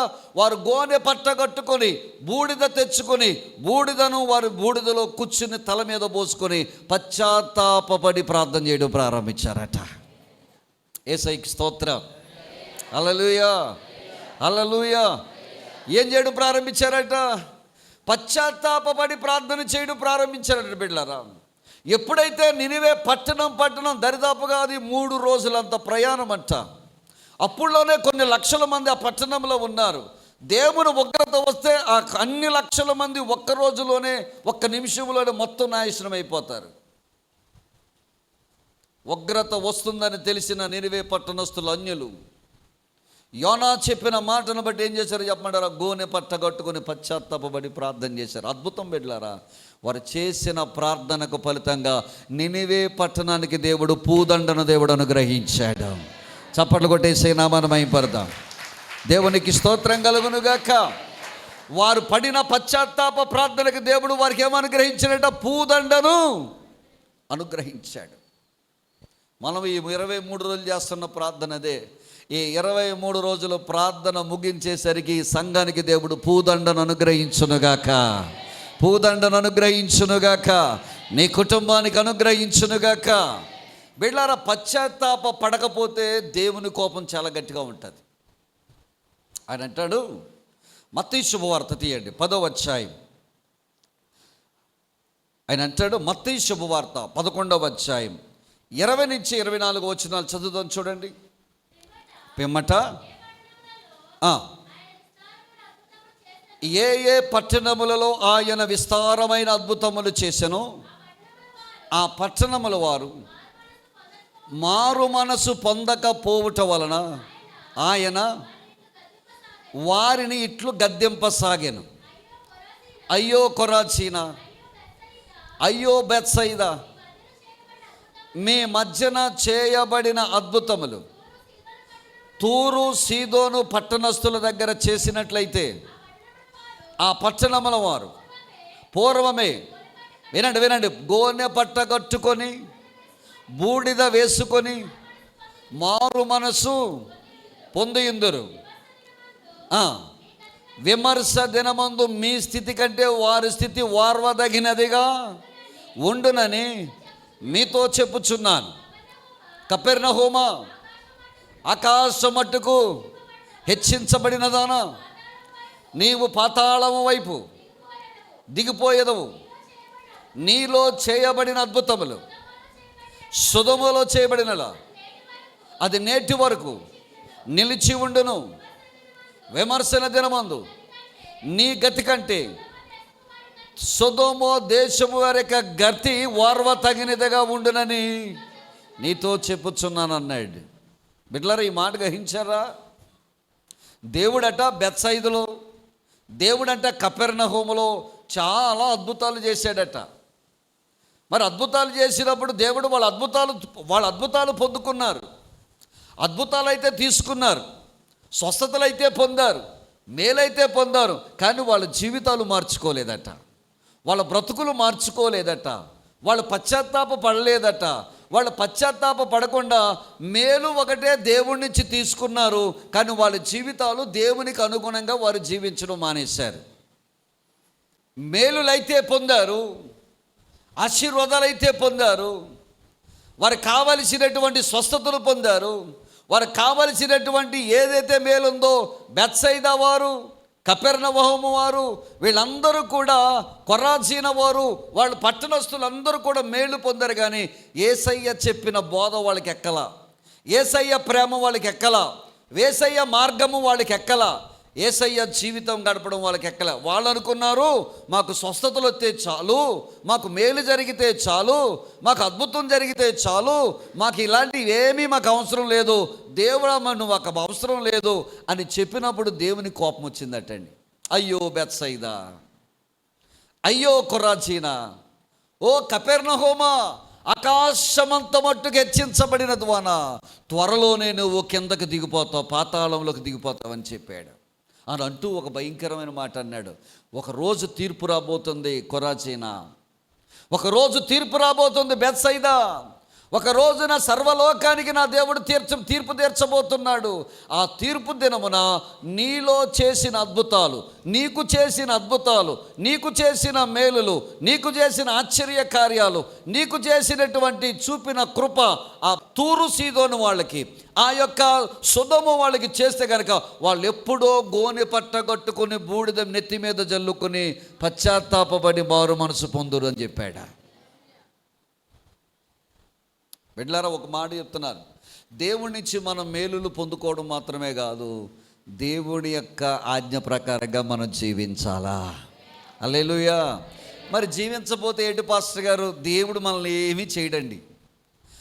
దేవుడు మేలులు పొందుకున్న మనము, దేవుని ఆశీర్వాదాలు పొందుకున్న మనము, దేవుని స్వస్థతలు పొందుకున్న మనము, దేవుని ప్రకారంగా జీవించకపోతే దేవుడు ఏమండు, పాస్టర్ గారు ఏమండు, నిన్నెవ్వరు ఏమనరు. కానీ ఒక దినం వస్తుంది, ఆ దినమున దేవుడు మనకి తీర్పు తీరుస్తాడు. అంతే అంటున్నాడు ఇక్కడ. పట్టణమా, అసలు మీ మధ్యలో చేసిన ఆ స్వస్థతలు ఉన్నాయే, మీ మధ్యలో చేసిన అద్భుతాలు ఉన్నాయే, మీ మధ్యలో చేసిన ఆశ్చర్య కార్యాలు ఉన్నాయే, పాపాత్ములుగా మీరు ఎంచుతున్నారే, దుర్మార్గులుగా మీరు ఎంచుతున్నారే, సొదొమ గొమొర అంత పాపాత్ముల పట్టణం మరొకటి లేదని మీరు అంటున్నారే. అసలు ఇక్కడ చేసిన కార్యాలు అక్కడ జరుగుంటే గనక వాళ్ళు ఎప్పుడో గోనె పట్టగొట్టుకుని బూడిద చల్లుకొని పశ్చాత్తాపడి మారు మనసు పొందేవారు అంటున్నాడు. బిడ్డలారా, అంటే యేసుప్రభు బూడిద అనగా పశ్చాత్తాపానికి సాదృశ్యం. ఈ 23 రోజులు మనం అదే చేస్తున్నాం. బూడిదైతే నెత్తి మీద వేసుకోవట్లేదు, కానీ హృదయాన్ని చీల్చుకుని పశ్చాత్తాపబడి దేవుని మందిరంలో ప్రార్థన చేస్తూ ఉన్నాం. యేసయ్యకు మహిమ కలుగునుగాక. హల్లెలూయా, హల్లెలూయా. దావీదు గొప్ప రాజు అండి, మహాచక్రవర్తి అండి. దావీదు తప్పు చేశాడని తెలియగానే ఎవరి మీద కోప్పడలేదండి. వినండి బిడ్డలు, ఒక మాట చెప్తున్నాను. మనుషులు 4 రకాలుగా నేను అనొచ్చుగాక, నీ క్యారెక్టర్ ఏంటో దేవుడికి తెలుసు కాబట్టి మనం ఎవ్వరికి భయపడవలసిన పని లేదా. యేసయ్యకి స్తోత్రం కలుగునుగాక. నీ మనసు ఏమిటో, నీ హృదయం ఏమిటో ఎరిగిన వాడు ఒకడు ఉన్నాడు. హల్లెలూయా. ఆయన మన హృదయాన్ని చూసినప్పుడు నీ హృదయము నిష్కళంకంగా కనిపిస్తే, నీ క్యారెక్టర్ మంచిగా కనబడితే కనుక ఎంతమంది నీకు వ్యతిరేకమైన నా ప్రభు నీ పక్షాన నిలబెడతాడో. యేసయ్యకి స్తోత్రం చెప్పండి. మరి ఎంతమంది మన పక్షంగా నిలబడి మన క్యారెక్టర్ సరిగ్గా లేకపోతే తీర్పు నుండి మనల్ని తప్పించేవాడి ప్రపంచంలో మరొకడు లేడండి. దావీదండి తప్పు చేశానని తెలియగానే పరుగున దేవుని మందిరంలోకి వెళ్ళాడండి. వస్త్రాలు చించుకోలేదు కానీ ఆయన గుండెని చీల్చుకున్నాడండి. దావీదు లాంటి పశ్చాత్తాప ప్రార్థన ఈ ప్రపంచంలో ఎవరు చేసుంటారేమో. ఆ పాపం చేసిన తర్వాత తను ఏడ్చిన ఏడుపు మరి ఎవరు ఏడ్చుండరేమో. ఏడ్చి అంటాడు, అయ్యా నా తల్లి నన్ను పాపంలోనే కందయ్యా, నాలో ఏ మంచి ఉంటుందయ్యా, అయ్యా అయ్యా నేను మామిడికాయలు కాశాను కాబట్టి మామిడి చెట్టును కాదయ్యా, అది మామిడి చెట్టు కాబట్టి అదేం కాసిందయ్యా, మామిడికాయలు కాసిందయ్యా. నా తల్లి పాపములోనే ఉంది కాబట్టి నన్ను పాపములోనే కందయ్యా, అందుకే నాకు పాపపు బుద్ధులు వచ్చాయ్యా, నాలో ఏ మంచి లేదయ్యా. ఈ సోపు కంటే తెల్లగా కడగయ్యా, యమము కంటే తెల్లగా నన్ను కడగయ్యా. అయ్యా నీ సన్నిధిలో నుండి నన్ను దూరము చేయకయ్యా, నీ రక్షణానందం నాకు దూరము చేయకయ్యా, నీ ఆత్మను నా యొద్ద నుండి తొలగించకయ్యా, నన్ను కనికరించయ్యా అని ఏడుస్తున్నాడటండి గుండెలు చీల్చుకునే. బిడ్డలారా, ఒక మాట చెప్తున్నాను, పశ్చాత్తాపడిన దావీదు యొక్క మెడలో తల మీద నా యేసయ్య పూదండని వేశాడు. దేవునికి స్తోత్రం కలుగునుగాక. హల్లెలూయా, హల్లెలూయా. పశ్చాత్తాపడిన ప్రతి బిడ్డ యొక్క మెడలో నా దేవుడు పూదండని వేయబోతూ ఉన్నాడు. పశ్చాత్తాప ప్రార్థన చేసిన ప్రతి బిడ్డ జీవితంలో నా దేవుడు పూదండని వేయబోతున్నాడు. మూడవదిగా మనం చూస్తే కనుక బూడిద తగ్గింపు జీవితానికి సాదృశ్యముగా ఉన్నది. దేనికి సాదృశ్యం అండి? తీయండి, ఆదికాండము 18వ అధ్యాయం 27వ వచనం. ఆదికాండము 18వ అధ్యాయం 27వ వచనం. అందుకు అబ్రహాము, ఇదిగో ధూళియు బూడిదనైనా నేను ప్రభువుతో మాటలాడ తెగించుచున్నాను. 50 మంది నీతిమంతులలో ఒకవేళ 5 తక్కువైతే, 5 తక్కువైన ఎడల ఆ పట్టణమును నాశనము చేయదుమని దేవుని దగ్గర అడిగాను. అబ్రహాము దేంతో పోల్చుకుంటున్నాడు? అబ్రహాము దేంతో పోల్చుకుంటున్నాడు? నేను ధూళియును బూడిదనై ఉన్నానని పోల్చుకుంటున్నాడు. అసలు అబ్రహాము గురించి ఒకసారి మనం ఆలోచన చేస్తే దేవుని బిడ్డలారా, తన పుట్టిన దేశంలో అబ్రహాము పేదోడు కాదు. తను ఏ ఊరు నుంచి అయితే వచ్చాడో, మెసొపొతేమియాలో ఊరు అనే గ్రామంలో నుంచి వచ్చాడు కదా, ఆ గ్రామంలోంచి వచ్చేటప్పుడు అబ్రహాము పేదోడు కాదండి. అప్పటికే అబ్రహాముకు 2 అంతస్తుల మేడ ఉందట. చాలామంది పనులు తన ఇంట్లో ఉన్నారట. వాళ్ళ నాన్నగారు మంచి ఒక దేవతా గుడిలో పూజారిగా ఉన్నాడట. వీళ్ళకి మంచి విగ్రహాల వ్యాపారం ఉందట. ఇతను తక్కువవాడు ఏమి కాదు. అతను ఊరిలో నుంచి బయలుదేరి వచ్చినప్పుడే మంచి సంపన్న కుటుంబానికి సంబంధించిన వాడు. తీరా ఆయన కనాను దేశానికి వచ్చిన తర్వాత, అందులోకి అడుగు పెట్టిన తర్వాత ఆయన ఏమైనా పేదోడు అయిపోయాడనుకున్నారా? కాదు, పేదోడు కాలేదు. ఎంత ఏడు చెప్పమంటారా? అసలు అతని ఇంటిలోనంటే 2000 మంది పనులు ఉన్నారట. ఎన్ని వేల మంది అండి? ఎవరింట్లో అయినా 3 పనులు ఉన్నారక వానరామ్ గారిని పట్టుకోలేము. కానీ అబ్రహాం ఇంట్లో ఎంతమంది ఉన్నారట చెప్పండి? ఏ వానరమ్మ గారైన ఇంటిలో 2-3 పనోళ్ళు ఉంటే కనుక వానరమ్మ గారిని పట్టుకోలేము. కానీ అబ్రహాం ఇంట్లో ఎంతమంది ఉన్నారట? 2000 మంది పనోళ్ళు ఉన్నారట. ఇంకో విచిత్రమైన సంగతి చెప్పమంటారా? ఆ ఇంటిలో పుట్టిన ఆ 2000 మందికి పుట్టిన 318 మంది వాళ్ళ ఇంట్లోనే పుట్టారట ఆ పిల్లలు. అంటే ఇలా 2000 మంది, వీళ్ళకి 318 మంది, 2318 మంది పనోళ్ళు కలిగి ఉన్నాడంటే ఎవరు? అబ్రహాం. అంత మాత్రమే కాదు బిడ్డలారా, దేవుని వాక్యం సెలవిస్తుంది, అన్యుల మధ్యలో అబ్రహాము మహారాజు వలె జీవించాడట. దేవునికి స్తోత్రం కలుగునుగాక. అంత ఉన్నతమైన స్థితిలో ఉన్నవాడు, అంత పనివాడు, అన్ని పశువుల మందలు ఉన్నవాడు, అంత ఐశ్వర్యవంతుడు, అంత ఆస్తి కలిగిన వాడు. ఇప్పుడు ఏమని మాట్లాడుతున్నాడు చెప్పమంటారు? అయ్యా నేను ధూళి లాంటి వాడిని అయ్యా, అయ్యా నేను బూడిద లాంటి వాడిని అయ్యా, ఎన్నిక లేని వాడిని అయ్యా, నాలాంటి ధూళితో బూడిదతో ఏంటయ్యా నువ్వు మాట్లాడదు? ఇంకొకసారి జ్ఞాపకం చేసుకోమని దేవుని దగ్గర తనను తాను తగ్గించుకుంటున్నాడు. బూడిద అనగా తగ్గింపు జీవితానికి సాదృశ్యం బిడ్డలారా. మన జీవితంలో కూడా దేవుడు ఎవరిని దీవిస్తాడో చెప్పమంటారా?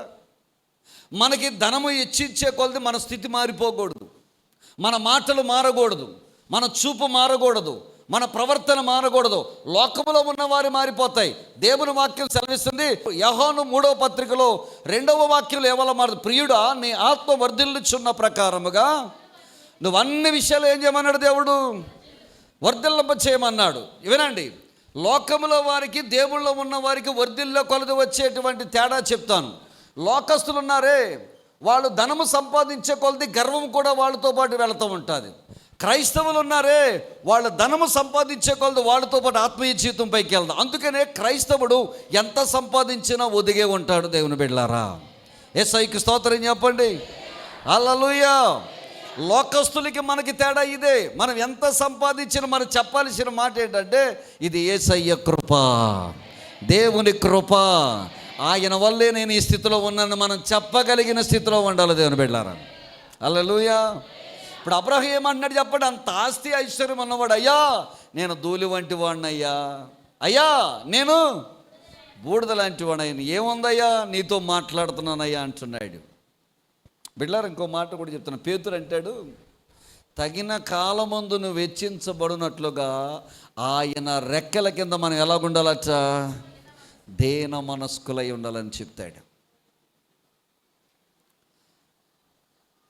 ఈ బూడిద విషయంలో, తగ్గింపు విషయంలో మీకు ఒక మంచి మాట చెప్పాలని నేను ఆశపడుతున్నాను. ఒక ఆయన ఉన్నాడు, చదువుకున్నాడు, పాస్టర్ గారి దగ్గరికి వచ్చాడు. అయ్యా, నేను మీ చర్చిలో ఉండాలనుకుంటున్నాను, పరిచర్య చేయాలనుకుంటున్నాను అయ్యా అన్నాడు. మంచిది, చేస్తావా అని అడిగాడు. చేస్తానయ్యా అన్నాడు. మీరు ఏ పని చేయమన్నా చేస్తానయ్యా అన్నాడు. ఓహో, ఏ పని చేయమన్నా చేస్తావా? అయితే అతను బాగా చదువుకున్నాడు. ఇంకో మాటలో చెప్పాలంటే ఐఏఎస్ ఆఫీసర్ చదువుకున్నవాడు ఆయన. అంత గొప్ప చదువు చదివాడు. అంటే దైవజనుడు అంట, బయట చెప్పులు ఉన్నాయి కదా, చెప్పులు పోతున్నాయని చాలామంది కంప్లైంట్ చేస్తున్నారు. ఆ చెప్పుల దగ్గర నుంచి నువ్వు చెప్పుల్ని జాగ్రత్తగా నువ్వు ఒజ్జుపెట్టి అందరికీ జాగ్రత్తగా ఇచ్చి పంపించానట. ఈ సేవ ఇతను వచ్చిన కుర్రడట, అలాగేనయ్యా అని చెప్పి గేట్ దగ్గర నిలబడ్డాడట. ఎక్కడ? ఈసారి చెప్పులు పోవట్లేదట. ఎందుకు పోవట్లేదు? ఆయన టోకెన్లు ఇచ్చేవాడు, ఐఏఎస్ ఆఫీసరు. ఆయనకున్న తెలివి ఉపయోగించి టోకెన్లు ఇచ్చాడు. టోకెన్లు ఇచ్చిన తర్వాత వచ్చిన వాళ్ళకి అందరికీ వాళ్ళ చెప్పులు ఇవ్వడం మొదలెట్టాడు. చెప్పులు పోయాయి అన్న కంప్లైంట్ లేకుండా అందరూ బాగా ఉన్నారట. సరే, ఇలా జరుగుతుంది, సంవత్సరాలు జరుగుతుంది. సంవత్సరం అయింది, 2 సంవత్సరాలు అవుతుంది. ఈయన ఇంకెక్కడున్నాడు? చెప్పుల దగ్గర ఉన్నాడు. సరే, ఒక రోజు నా దైవజనుడు ఏం చేశాడంటే, ఏదో ఒక చోటకు మీటింగ్కి వెళ్తున్నారు. దైవజనుడు అన్నాడు, అబ్బాయి మేము మీటింగ్కి వెళ్తున్నాం, మరి వస్తావా నువ్వు అని అడిగాడట. అంటే అయ్యా నాకు రావడానికి అవదయ్యా, చిన్న పని ఉంది, మీరు సువార్తకి వెళ్ళి వచ్చేయండి అని చెప్పారట. వీళ్ళ వ్యాన్ వేసుకుని వేరే పట్టణానికి సువార్తకి వెళ్ళి వచ్చారట. సువార్తకి వెళ్ళి వచ్చిన వాళ్ళు ఏం చేశారంటే, అక్కడ ఉన్న వాళ్ళందరూ మాకు 2 రోజులు మీటింగ్ పెట్టమంటే అక్కడ ఉండిపోయి మీటింగ్లు పెట్టారట. సరే, ఇలా సువార్తకి వెళ్ళిన మరుసటి రోజే సంఘ పెద్ద యొక్క కుమారుడి యొక్క మొదటి బర్త్డే, మనవడి యొక్క మొదటి బర్త్డే. అయ్యగారికి ఫోన్ చేశారట, అయ్యా మరి మీరు వస్తున్నారా లేదా, మరి మీరు డేట్ ఇచ్చారు, మీరు ఇచ్చిన డేట్ ప్రకారంగా ఇక్కడ నేను అన్నీ ఏర్పాటు చేసుకున్నాను, మీరు వచ్చి ప్రసంగం చేస్తే కనుక మా కుటుంబం దీవించబడతాయి అని ఆయనకి ఫోన్ చేశారట. ఆయన అక్కడి నుంచి ఫోన్ చేశారంట, నీ కొడుకు బర్త్డే కన్నా ఇక్కడ ఆత్మల రక్షణ నాకు ప్రాముఖ్యమైనవి, నీ బర్త్డే నువ్వే ప్రార్థన చేసుకుని నువ్వే కానిచ్చుకో అని చెప్పి ఫోన్ పెట్టేశాడంట. ఆయన ఒక మాట అంటే మళ్ళీ ఎవడ ఎదురు సమాధానం చెప్పడానికి లేదు, పెట్టుకోమన్నాడట. అలాగేనయ్యా అని చెప్పి పెట్టేశాడు. పెట్టేసిన తర్వాత మళ్ళీ ఇతనికి ఆలోచన వచ్చిందట, చెప్పుల స్టాండ్ దగ్గర ఒక ఆయన ఉన్నాడు కదా, ఆయన వెళ్ళలేదు కదా, ఏదో ఒక రోజున ఆయన తీసుకొచ్చి ఏదో 2 మాటలు చెప్పిస్తే కనుక కార్యక్రమం నడిచిపోతుంది. కానీ మళ్ళా పాస్టర్ గారికి ఫోన్ చేశాడట, అయ్యా మీతో పాటు మరి ఆ చెప్పుల స్టాండ్ దగ్గర ఉన్న కుర్రోడు రాలేదు కదా, అతను కూడా వాక్యం బాగానే మాట్లాడతాడు కదా, ఏదో 2 మాటలు చెప్పించుకుని అతనితోటి ఏదో 2 మాటలు చెప్పించుకుని నేను కార్యక్రమం కానిస్తానయ్యా అన్నట. ఆ పాస్టర్ గారు అన్నట్టు, ఓకే కానిచ్చుకో, తప్పేం లేదు, తీసుకెళ్ళి వాక్యం చెప్పించుకోమన్నట. వెళ్ళారా, ఈ కుర్రోడు అక్కడికి వెళ్ళాడు, ఏదో వాక్యం చెప్పాడు, బర్త్డే కార్యక్రమం అయిపోయింది. వచ్చిన తర్వాత బాగానే సాగుతుంది. ఆ మరుసటి సంవత్సరం ఈ పాస్టర్ గారు 3 రోజులు పెద్ద మీటింగ్లు పెట్టాడు. పెద్ద మహాసభలో, 1000 మంది మహాసభల్లో పెట్టాడు. పెట్టిన తర్వాత మొదటి రోజు దైవజనుడు వచ్చాడు, అద్భుతమైన ప్రసంగం. 2వ రోజు ప్రసంగం పెట్టాడు, దైవజనుడు వచ్చాడు. ఆ దైవజనుడు రావడం వల్ల అద్భుతమైన ప్రసంగం జరిగింది. 3వ రోజున రావలసిన దైవజనుడు రాకుండా మానేశాడు. ఈయన కంగారు వచ్చింది, ప్రార్థన చేస్తున్నాడు. నా మీటింగ్లో నేను మాట్లాడుకోవటం ఏం బాగుంటుందని చెప్పి ఆలోచన చేస్తున్నాడు. ఆలోచన చేసి ప్రార్థన చేసి తర్జన భర్జన అయిపోతుంటే ఈ సంఘ పెద్ద మనవడి యొక్క పుట్టినరోజు జరిపించుకున్న సంఘ పెద్ద ఉన్నాడే, ఆ సంఘ పెద్ద నెమ్మదిగా అయ్యగారి దగ్గరికి వచ్చాడట. అయ్యగారి దగ్గరికి వచ్చానడట, అయ్యా మీకు ఒక మంచి సలహా ఇస్తానయ్యా, ఇష్టమైతే పాటించండి లేకపోతే లేదు అని చెప్పాడట. ఏంటి చెప్పానడట, ఏం లేదయ్యా, ఆ రోజున మీరు అక్కడికి వెళ్ళిపోయి మీటింగ్లు పెట్టారు, నా మనవడు యొక్క బర్త్డేకి రాలేదు కదయ్యా, ఆ రోజున ఈ బాబుని తీసుకెళ్ళి వాక్యం చెప్పమని చెప్పించారు కదయ్యా, ఆ రోజు ఆ బాబు వాక్యం చెబితే బర్త్డే పక్కన పెట్టి ఆ రోజున అనేక మంది అగ్ని వల్లే వారి హృదయాలు మండించబడి ప్రభు దగ్గర పట్టబడ్డారయ్యా, ఆయనకు ఒక అవకాశం ఇవ్వండి అయ్యా అని అడిగాడు. అట్టని ఎవరు? ఈ సంఘ పెద్ద. ఎవరిని అడిగారు? పాస్టర్ గారు. ఆయనకు ఒక అవకాశం ఇవ్వండి అయ్యా, ఆయన మాట్లాడితే ఏమన్నా దేవుడు మేలు చేస్తాడయ్యా అని అడిగాడట. ఈయనకి ఇష్టం లేకుండానే వాడేం చెప్తాడు, చెప్పుల దగ్గర ఉన్నాడు కదా అని అనుకుంటూనే, ఏమో ఈయన మంచి గొప్ప దైవజనుడు, వివేచన వరం కలిగిన గొప్ప దేవుడు, ఏమో దేవుడు అందుకే ఆ దైవజనుడు రాకుండా చేసాడేమో, చూద్దాంలే అని చెప్పి ఆ బాబుని పిలిచానడట, పైకెక్కి ప్రసంగం చేయమన్నాడట. ఆ బాబు పైకి వెళ్ళే ముందు ఏం చేశాడు చెప్పనా, నన్ను కాబట్టి పిలిచాడని అనుకోలేదట. రావద్దని ఆ దైవజనుడు ముందు మోకరించారట. అయ్యా నీ చెయ్యి నా నెత్తి మీద పెట్టండి అయ్యా, నీలో కొంత అభిషేకం నా మీద ఉంటే నేను మాట్లాడతాను అయ్యా అని చెప్పాడట. ఆ దైవజనుడు ముందు మోకరించాడంట. దైవజనుడు ప్రార్థన చేసి పైకెక్కించాడట. బిడ్డ, ఆ సంఘ చరిత్రలో ఎప్పుడూ జరగనన్ని ఆత్మలు ఆ రోజు రాత్రి రక్షించబడ్డాయట. బిడ్డలారా, దేవునికి స్తోత్రం కలుగునుగాక. హల్లెలూయా. అద్భుతం చెప్పమంటారా, ఈ పెద్ద దైవ దాసుడు తర్వాత ఆయనే ఆ సంఘాన్ని నడిపించే నాయకుడైపోయాడు. తగ్గింపు తగ్గింపు తగ్గింపు మనల్ని ఎంతవరకు తీసుకెళ్తుందంటే ఉన్నతమైన స్థానంలోకి తీసుకెళ్తుంది. బిడ్డలారా, దేవునికి స్తోత్రం కలుగునుగాక. హల్లెలూయా. తగ్గింపు అంటే బూడిదంటే దేనికి సాదృశ్యము? తగ్గింపు జీవితానికి సాదృశ్యం. 4వది, దేవుని బిడ్డలారా, ఇర్మీయా గ్రంథం 6వ అధ్యాయం 26వ వచనం, 4వది, బూడిద అనగా దుఃఖముతో ప్రలాపించి ఏడ్చుటకు సాదృశ్యముగా ఉన్నది.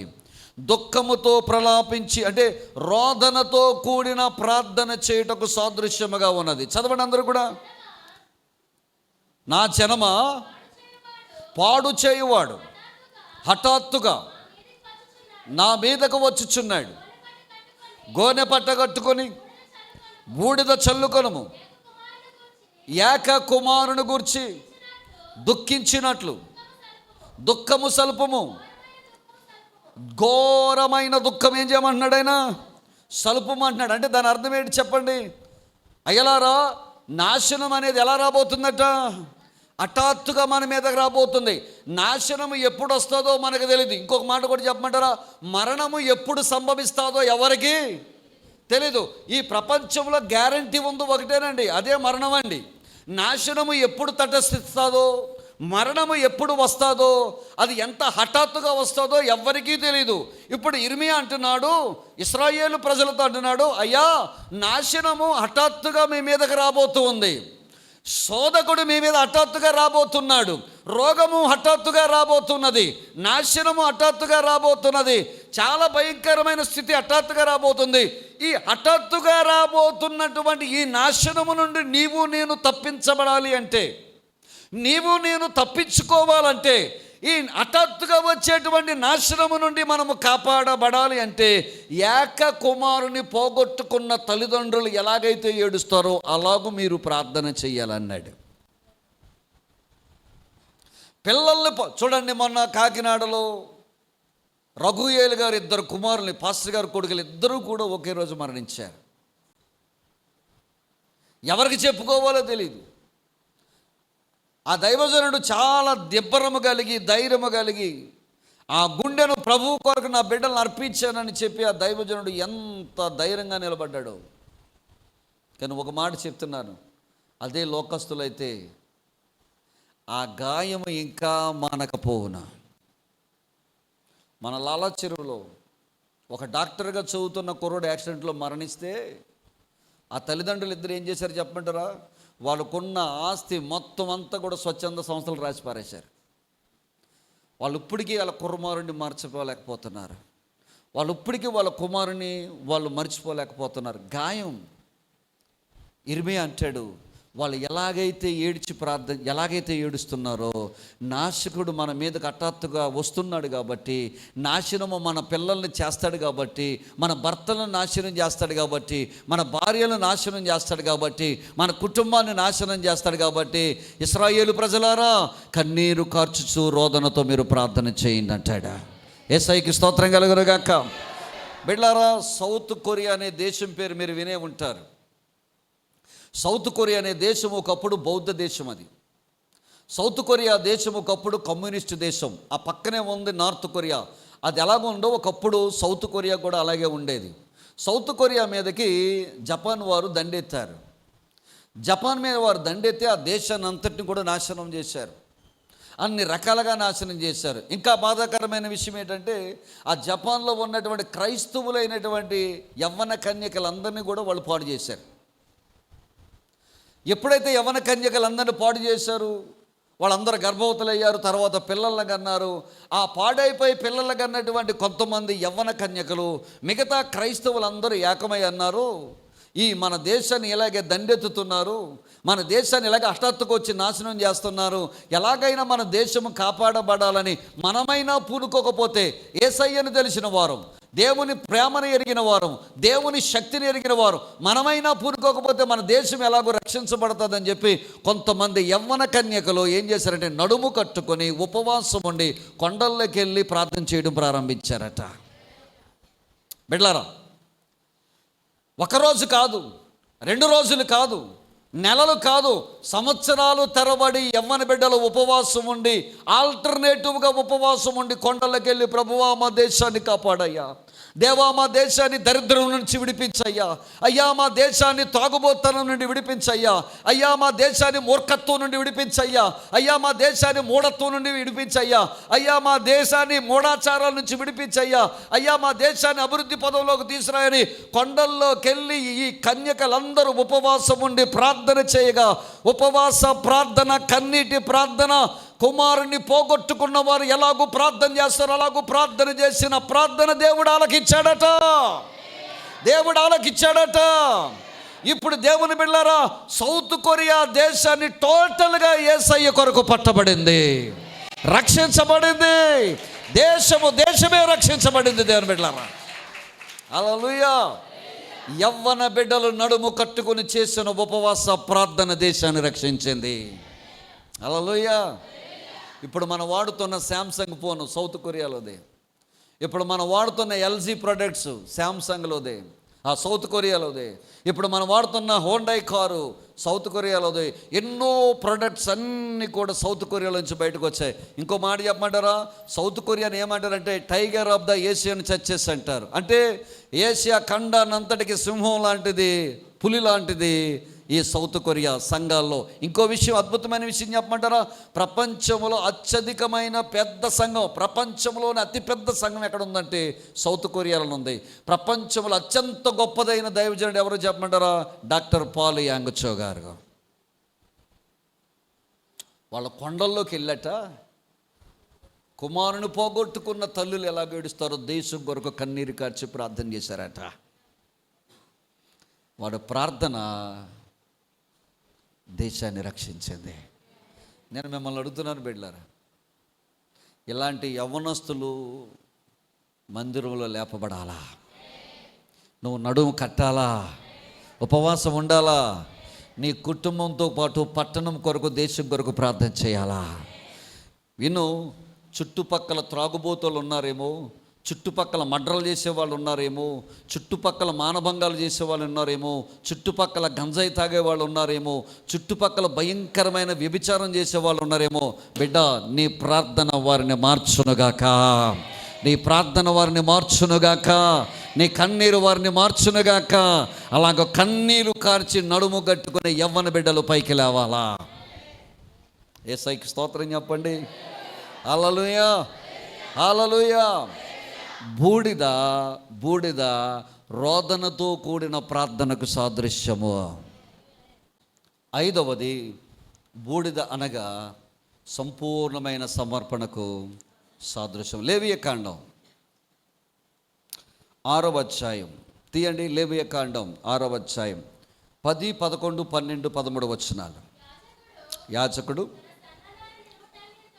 తన సన్ననార నిలువుటంగీని తొడుగుకొని తన మానమునకు తన నార లాగును తొడుగుకొని బలిపీఠము మీద అగ్ని దహించు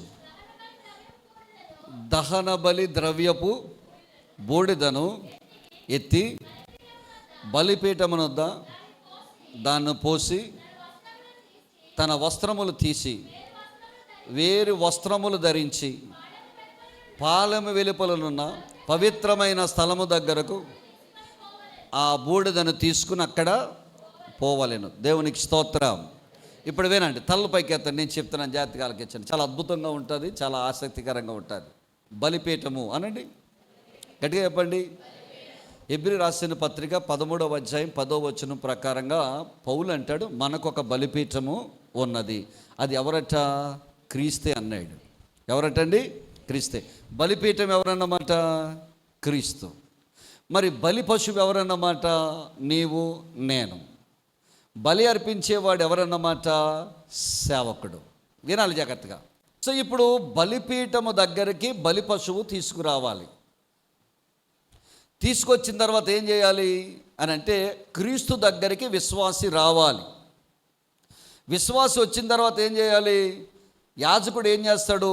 దాని పేకను తెగ్గొస్తాడు. పావురం అయితే దాని మెడను తుంచుతాడు. గొర్రెనైతే తన మెడను కోస్తాడు. అంటే దాని అర్థం ఏమిటంటే, ఎప్పుడైతే మనం బలిపీఠం దగ్గరికి వచ్చామో మన ఆలోచనలు పనికి రాకూడదు, మన తలంపులు పనికి రాకూడదు. మన ఆలోచనలు కానీ మన తలంపులు కానీ ఎవరికి అప్పగించుకోవాలి? యేసయ్యకి అప్పగించుకోవాలి. యేసు తలంపులకు మన తలంపులు జోడి అవ్వాలి. ఆయన తలంపుల్లోనికి మన తలంపులు అవ్వాలి. ఆయన ఆలోచనలోనికి మన ఆలోచనలు వెళ్ళాలి. అలాగ వెళితే ఏం జరుగుద్ది పాస్టర్ గారు అంటే, ఇప్పుడు నువ్వు అనుభవిస్తున్నావే ఇది నీకు ఆశీర్వాదం అనుకుంటున్నావు, ఇప్పుడు అనుభవిస్తున్నావే ఇదే నాకు చాలు అనుకుంటున్నావు. ఎప్పుడైతే మన మానవ జ్ఞానాన్ని పక్కన పెట్టి, మానవ ఆలోచనలు పక్కన పెట్టి ఆయన ఆలోచనల చేతికి మనం అప్పగించుకుంటే, ఆయన ఆలోచనలకు మనం అప్పగించుకుంటే, ఆయన తలంపులకు మనం అప్పగించుకుంటే, సృష్టిని ఏలిన సృష్టికర్త, సర్వాధికారి, సర్వాధిపతి అయిన దేవుడు మానవుడిగా మనం తక్కువ ఆలోచిస్తే మన గురించి ఆయన చాలా ఎక్కువగా ఆలోచిస్తాడట, చాలా ఎక్కువగా ఆలోచిస్తాడట, చాలా ఎక్కువగా దీవిస్తాడట, చాలా ఎక్కువగా ఆశీర్వదిస్తాడట. ఇప్పుడు మన తలంపులు ఎవరి తలంపులతో కలవాలి? యేసయ్య తలంపులతో కలవాలి. రెండవదిగా ఏం చేయాలో చెప్పమంటారా? ఒకసారి యాజకుడు తన తల నరికిన తర్వాత రెండవదిగా యాజకుడు ఏం చేస్తాడంటే, దేవుని బిడ్డలారా, దాని చర్మాన్ని ఒలుస్తాడు. దాని చర్మాన్ని ఒలుస్తాడు. ఇక్కడ చాలామంది తెల్లగా ఉన్నారు కదండి, చాలామంది కొంచెం పసుపు కలర్లో ఉన్నారు కదండి, చాలామంది గోధుమ కలర్లో ఉన్నారు కదండి. తెల్లగా ఉన్నవారు నల్లగా ఉన్నవారిని చూసి అంటారు, నీకన్నా నేనే రంగు బాగున్నాను అనుకుంటారు. నల్లగా ఉన్నవాళ్ళు చూసి అనుకుంటారు, ఎందుకో దేవుడు నన్ను ఇలా పుట్టించాడు అనుకుంటున్నారు. మీకు ఒక మంచి శుభవార్త, మీ అందరికీ మంచి శుభవార్త. తెల్లోడైనా నల్లోడైనా, పసుపుగా ఉన్నా పచ్చగా ఉన్నా, ఎర్రగా ఉన్నా నల్లగా ఉన్నా, పై తొక్కంతా తీసేస్తే అందరూ ఒకలాగే కనపడతారు. యేసయ్యకి స్తోత్రం చెప్పండి. హల్లెలూయా. ఏ భేదం లేదు, పై తొక్క పీకెత్తే అందరూ ఒకలాగానే ఉంటారు. దేవుని బిడ్డలారా, ఇందులో ఏ తేడా లేదు. ఇప్పుడు మనము మీకు మాట చెప్తున్నాను, జాగ్రత్తగా ఆలకించండి.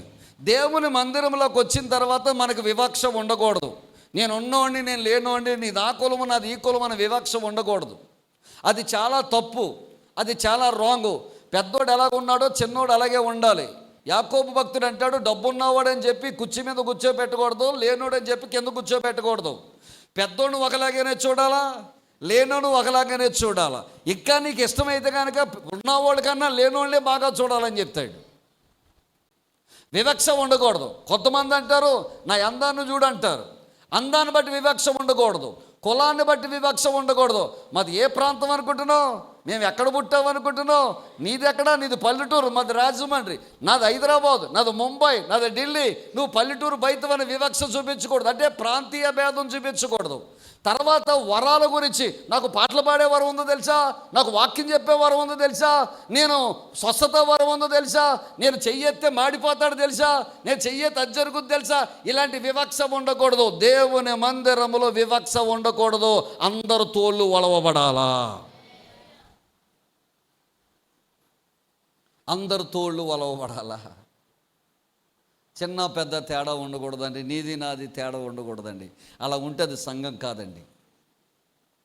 సంఘములు అందరూ సమానమే.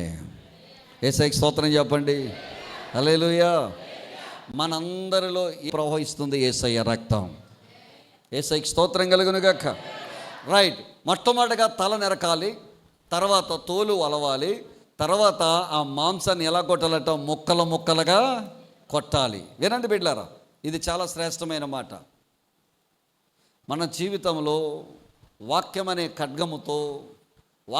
ఖడ్గముతో కత్తితో సేవకుడు ఏం చేయాలంటే, సంఘములో ఉన్న ప్రతి బిడ్డను ఏం చేయాలంట, ఆ ఆ వాక్యమును తీయండి. హెబ్రీ పత్రిక 4వ అధ్యాయం 12వ వచనం.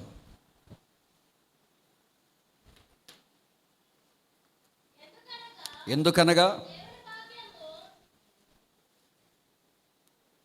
ఒక్క నిమిషం.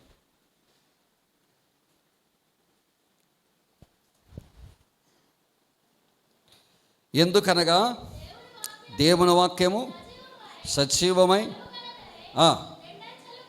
రెండంచులు గల ఎటువంటి ఖడ్గము కంటెను వాడిగా ఉండి ప్రాణాత్మలను కేళ్లను మూలుగులను విభజించినంత మట్టుగా దూరుచు హృదయం యొక్క తలంపులను ఆలోచనలను శోధించుచున్నది. దేవునికి స్తోత్రం కలుగును కాక. వాక్యం ఏం చేస్తుందంటే ఎక్కడెక్కడ దూరుతుందంట? మూలుగుల్లోకి వెళ్ళిపోతుందంట, నరాల్లోకి వెళ్ళిపోతుందంట, ఇంకెక్కడికి వెళ్ళిపోతుందంట? హృదయం యొక్క అంటే తలంపులు అంటే ఏమనుకుంటున్నారు? నువ్వు ఆలోచిస్తావు కదా, నీ ఆలోచనలో కూడా వాక్యం వెళ్ళిపోద్దంటండి. ఏం చేస్తే బాగుంటుందని అనుకుంటున్నావు కదా, ఆ ఆలోచనలకు వాక్యం వెళ్ళిపోయి అలా చేస్తే బాగోదు, ఎలా చేస్తే మంచిదని ఆ వాక్యమే నీకు సలహా ఇస్తుందట. ఈ వాక్యము లోపలకు దూరుతున్నప్పుడండి బాధ అనిపిస్తుందండి. కొంతమంది తట్టుకోలేరండి. వీళ్ళేమనుకుంటారంటే వాక్యము నా కోసమే చెప్తున్నారని అనుకుంటారు తప్ప పరిశుద్ధాత్మ దేవుడు లోపల దూరుతున్నాడు, వాక్యంతో నాతో మాట్లాడుతున్నాడు, నేను సరి చేసుకుంటే నాకు బాగుంటుంది, నా కుటుంబం బాగుంటుంది, నా బిడ్డలు బాగుంటుంది అని అనుకోవాలి. ఇంకో మాట చెప్తున్నాను, నీవు తప్పు చేయనప్పుడు నేను ఎంత గట్టి వాక్యం చెప్పినా ఆ తప్పు నువ్వు చేయనప్పుడు నీకేమీ అనిపించదు. మళ్ళా చెప్తున్నాను, నువ్వు తప్పు చేయనప్పుడు నేను ఎంత గట్టి వాక్యం చెప్పినా ఆ వాక్యం నువ్వు ఏమాత్రము కూడా నువ్వు భయపడవు. నేను ఎంత చిన్న మాట చెప్పినా నువ్వు తప్పు చేస్తే ఆ తప్పు మాటే నిన్ను వేధిస్తూ ఉంటుంది. అప్పుడే నువ్వు సంఘాన్ని వదిలి బయటికి పోతావు. సంఘాన్ని వదిలి బయటికి పోయేదానికి బదులు మనము మార్చుకుంటే నీ అంత ఆశీర్వదించబడిన వాడు ప్రపంచంలో మరొకడు ఉండడు. దేవునికి స్తోత్రం కలుగునుగాక. హల్లెలూయా. తప్పు చేస్తున్నావని ఎత్తి చెప్పేది పరిశుద్ధాత్మ దేవుడు. ఒక ఆవిడ మోసం చేస్తుంది, తప్పు చేస్తున్నావు, అలా తప్పు చేయకూడదు, మోసం చేయకూడదు, ఇంట్లో లేనని అనిపించుకోకూడదు అని నేను దేవుని వాక్యంతో మాట్లాడితే ఆమెకి ఎలాగనిపించిందంటే నా కోసమే మాట్లాడతాడని అనిపించిందే తప్ప నేను మార్చుకోవాలన్న స్థితి ఆవిడికి లేకుండా పోయింది. మార్చుకోవాలా?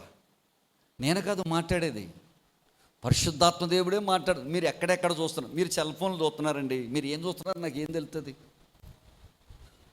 ఆలోచించు. నువ్వు ఉద్యోగంలోనో, నీ పనిలోనో, నీ వ్యాపారంలోనో కూర్చుని ఏయో పిచ్చి పిచ్చి బొమ్మలు చూస్తావు. ఎందుకు అలాంటి బొమ్మలు చూస్తావు? తప్పు కదా, నీ జీవితాన్ని నాశనం. ఒక దైవజనుడు చెప్పాడండి, ఓ స్టోరీ చెప్పాడు. ఒక యవ్వనస్తుడు ఉండేవాడట. 10th క్లాస్ చదివాడు, ఇంటర్మీడియట్ చదివాడు, డిగ్రీకి వచ్చాడు. ఎంత భక్తిపరుడు అంటే సెల్ ఫోన్ అనే మాట కూడా అతను ఊసెత్తేవాడు కాదట. డిగ్రీకి వచ్చిన తర్వాత ఫ్రెండ్స్తో జాయిన్ అయ్యాడు. ఫ్రెండ్స్ సెల్ ఫోన్ చూడడం మొదలెట్టారట. వీడి దగ్గరికి వస్తానంటే నేను దేవుని బిడ్డని, మందిరానికి వెళ్తున్నాను, నేను అలాంటి చూడకూడదు అని చెప్పేవాడు. ఊరికరా, అందరూ అలా చెప్తారు, పాస్టర్ గారు అలా చెప్తారు, బుద్ధి జ్ఞానం లేదేటి, ఈ ఎంటర్టైన్మెంట్ కూడా లేకపోతే జీవితం ఎందుకురా, నాశనం అయిపోద్ది, భక్తి అంటే పెట్టి చూడని చెప్పి ఎవడో ఒక సినిమా హీరో బొమ్మ చూపించారట. హాయ్ భలేగా ఉందే అన్నాడట. మరి ఎలాగ ఉంటుంది అన్నాడట. ఎలాగ ఉంటుందని చెప్పి ఒక్కోటి చూపించి, ముందుగా తర్వాత సీరియల్ చూపించి, తర్వాత WWE ఫైట్ చూపించి, తర్వాత పబ్జీ గేమ్ చూపించి, నెమ్మదిగా ఫోర్నోగ్రఫీలో దింపారు మనవాడిని. న్యూడ్ ఫోటోస్ చూపించడం మొదలెట్టారు, అంటే బూతు బొమ్మలు చూపించడం మొదలెట్టారు. ఎప్పుడైతే బూతు బొమ్మలు చూపించడం మొదలెట్టారో వీడు చర్చికి వెళ్ళడం మానేసి ఏం చూడడం మొదలెట్టాడు. ఎందుకంటే వీడికి మనస్సాక్షి ఉంది. అయ్యో నేను తప్పు చేస్తున్నాను, ఇది చూస్తే కనుక మళ్ళీ నేను చర్చికి వెళ్తే దేవుడు నన్ను మళ్ళీ తిడతాడు, కొడతాడన్న భయం ఉండడు, చర్చికి వెళ్ళడం మానేశాడట. సరే ఇది చూస్తూ ఉన్నాడు, ప్రార్థన మానేశాడు, బైబిల్ చదవడం మానేశాడు, ఆదివారం గుడికి రావడం మానేశాడు. అమ్మా నాన్న కింద ఉంటేడేమో వీడు పైన ఉండేవాడు. ఏరా పైన ఏం చేస్తున్నావురా? చదువుతున్నాను మమ్మీ అనేవాడట. ఏం చేస్తున్నారా పైన సీరియస్గా మాట్లాడుతున్నాడట. అమ్మా నాన్న వస్తేనేమో ఎవరితోనూ మాట్లాడుతున్నట్టు బిల్డప్ ఇచ్చేవాడట. ఎవరన్నా వస్తేనేమో ఈ వాల్ పేపర్ మార్చేసి ఇంకోటి పెట్టేవాడట. ఇటు చూసేయన్నీ 24 గంటలు ఏం చూడడం మొదలెట్టాడు, ఈ బూతు బొమ్మలు చూడడం మొదలెట్టాడట. ఒక రోజున పాస్టర్ గారు దారంటే వెళ్ళిపోతుంటే వాడు ఎదురయ్యారు. ఆయన నాలాంటి పాస్టర్ గారు కాదు. నేను ఎవరితో అయినా మాట్లాడలేను అనుకోండి, ఇంకా జోలికి వెళ్ళను, వాళ్ళతో పట్టించుకొని ఇంకా పక్క నుంచి పోతాను. ఈయన అలాంటి పాస్టర్ గారు కాదు. మాట్లాడిపోయిన ఈలో ముందేళ్ళు మాట్లాడి, ఏవరా చర్చికి రావడం మానేసావు, మంచి భక్తి బల కుర్రోడు కదా, మంచి డిగ్రీ చదువుతున్నావు కదా, మీ అమ్మ నాన్న మంచి ప్రార్థనా పరులు కదా, భక్తి పరులు కదా, చర్చి ఎందుకురా మానేసామని అంటే ఆయన ముందు మోకరించి ఏడడం ప్రారంభించాడట. పాస్టర్ గారు,